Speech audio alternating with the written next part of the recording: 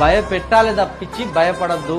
రాజకీయంలో మనం అడుగు పెట్టినామంటేనే ఇక అది ఎంత పెద్ద ప్రమాదం ఎదురైనా మన గుండె ధైర్యం కోల్పోవద్దు. ఏదో సంబరానికి మనం రాజకీయ ఎజెండా ఎత్తుకోవద్దు.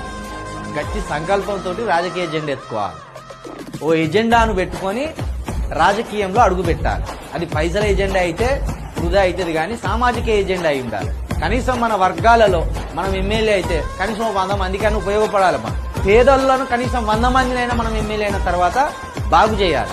అప్పుడు నువ్వు ఎత్తుకున్న ఎజెండాకు ఒక అర్థం ఉంటుంది, నువ్వు మోసిన జెండాకు ఒక అర్థం ఉంటుంది.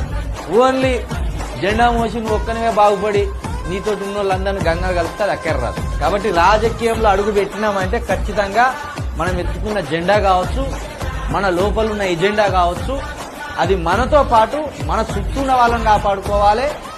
అదేవిధంగా మనల్ని నమ్ముకొని మన కోట్లు వేసిన వాళ్ళలో కనీసం మనతో తిరిగే ఒక గుంపు ఉంటుంది కదా, ఆ